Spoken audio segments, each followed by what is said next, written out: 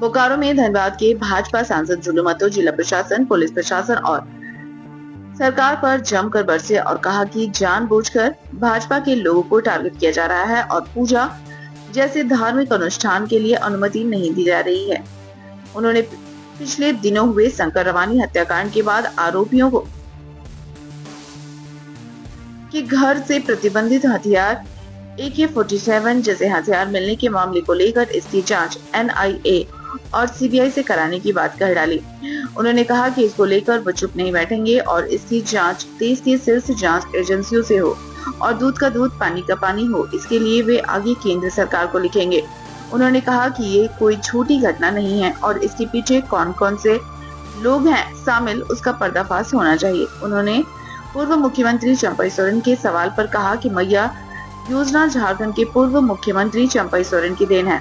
सांसद जुलू महतो ने आगे कहा कि उन्हें मुख्यमंत्री पद से इसलिए हटाया गया ताकि इस योजना को लेकर उनका फोटो जगह जगह न छप पाए, इसलिए एक आदिवासी मुख्यमंत्री को हटाया गया। उन्होंने बोकारो के सर्किट हाउस में संवाददाता सम्मेलन में उक्त बातें कही।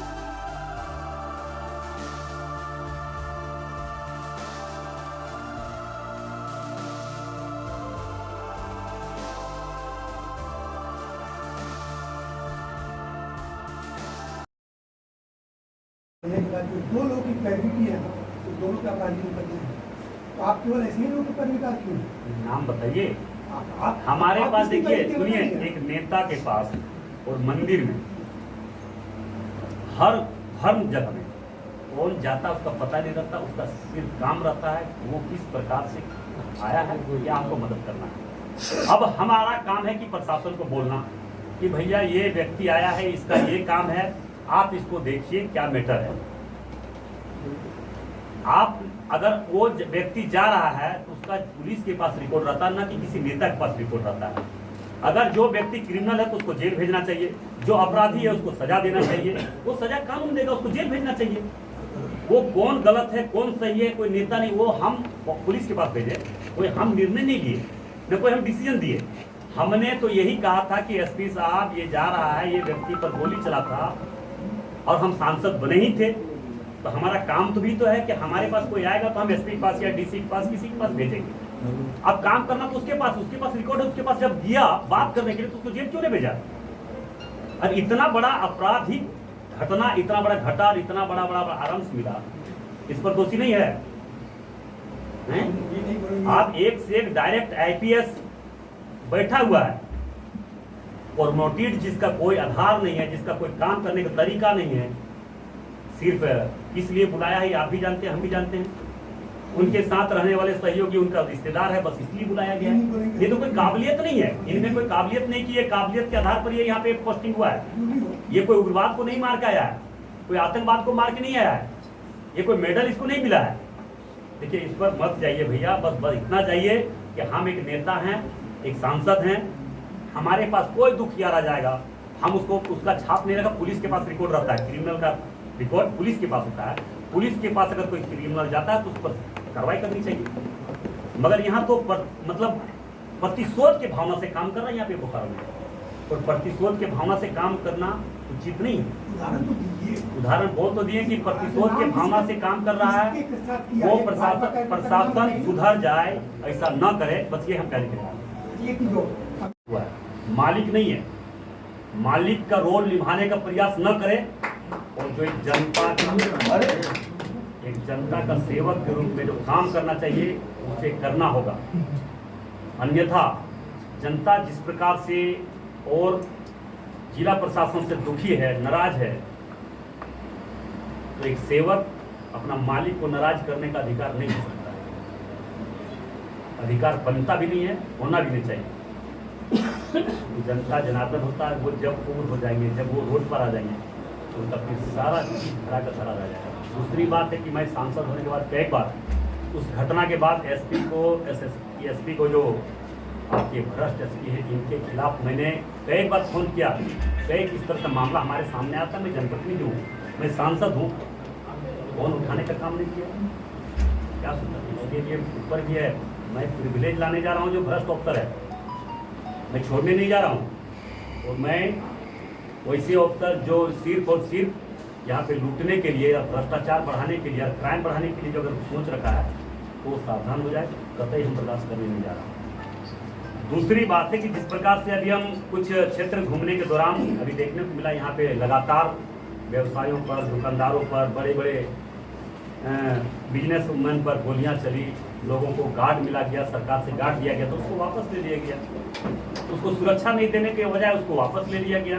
कई कैसे बड़े बड़े उद्योगपति हैं, कई कैसे व्यवसाय हैं जिनको सुरक्षा दिया गया था राज्य सरकार के द्वारा, मगर वापस ले लिया गया। मगर बहुत दुख के साथ कहना पड़ रहा है कि हमारे बेचारा विधायक अनुकंपा पर, कृपा पर जीतने वाले बेरमो के विधायक दर्जनों दर्जन गार्ड उसको जिला प्रशासन और राज्य सरकार के द्वारा दिया गया है। क्या कारण है? वो तो एक बेचारा है, अरे वो अनुकंपा पर चुनाव जीता, उसको कौन सा खतरा है?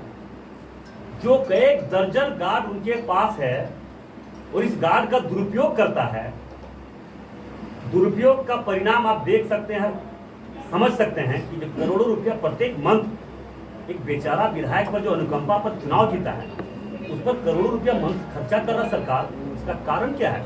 वो पैसा जनता का पैसा है और जनता का पैसा दुरुपयोग अगर सरकार और जिला प्रशासन कर रहा तो इसका भी जांच का मांग हम करेंगे। निश्चित तौर पर सरकार का पैसा अगर दुरुपयोग हो रहा है तो उसका जवाबदेही, उसका देख रेख का जिम्मेवारी जनता ने मुझे दिया है, मैं देख रेख करूंगा। ये जनता के बीच में, जनता के समक्ष इनके हर काले कारनामा और गलत कारनामा और पक्षपात के रूप में जो काम कर रहा है, कांग्रेस के पक्ष में सिर्फ कांग्रेस के एजेंट बन के काम कर रहा है, ये कतई बर्दाश्त नहीं किया जाएगा। इसलिए मैं आज पहली बार ये प्रेस सम्मेलन कर रहा हूँ और प्रेस सम्मेलन के माध्यम से मैं आगाह करने के लिए आया हूँ, गलत का रोकने के लिए मैं आया हूँ और समय रहते किसी के प्रभाव में ना काम करें, सरकार का पैसा दुरुपयोग ना करें।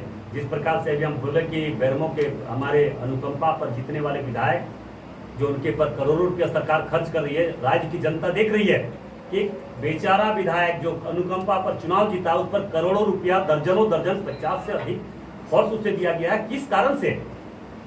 या माफिया है, वो बहुत बड़े जन लीडर है, या गरीबों के लिए कुछ ऐसा काम किया जो उस पर माफिया लगा हुआ है।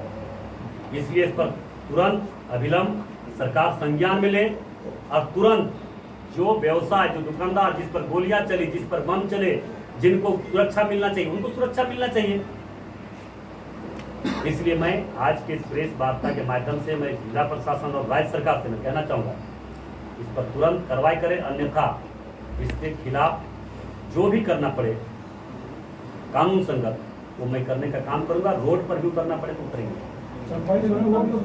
पैसे को जिला प्रशासन को अभी जिला माफिया हावी है, उसमें समय माफिया अभी हावी है। अभी देखिए कहने का देखिए कोई प्रतिद्वंदी की भावना से नहीं, आप जो अभी डीएमएफटी फंड को देखिए सबसे ज्यादा बेरमो में जो कोलबेरी क्षेत्र है, आज लेकर वहाँ पे खनन हो गए, सारा पैसा बोकारो में लगना चाहिए, चंदनचारी में लगना चाहिए, हर जगह पे लगना चाहिए। जो सारा पैसा को उपयोग कर रहा है वहाँ पे आप लोग भी इसमें सहयोग कीजिए। अगर गलत होगा तो आप देख लीजिए, इसको निकाल के उसके पास डाटा होगा डीसी महोदय के पास डाटा होगा कि डीएमएफटी का फंड करोड़ों करोड़ रुपया, सैकड़ों करोड़ रुपया यहाँ पे आता है, मगर डीएमएफटी फंड कहाँ पे सबसे ज्यादा खर्च है, हो रहा है, हुआ है और कहाँ पे होना चाहिए।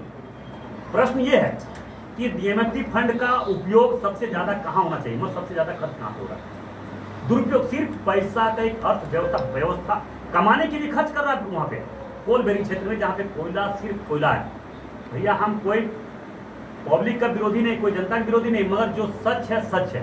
बोकारो में डीएमएफटी फंड नहीं लगना चाहिए, लग जाता अच्छा तो लगना चाहिए। अभी महिला विद्यालय नहीं हो, यहाँ पे कोई डीएमएफटी फंड कहीं पे भी लगा सकता है, मगर इच्छा शक्ति नहीं है, महिला कॉलेज तक नहीं आश्वासन हो रहा है।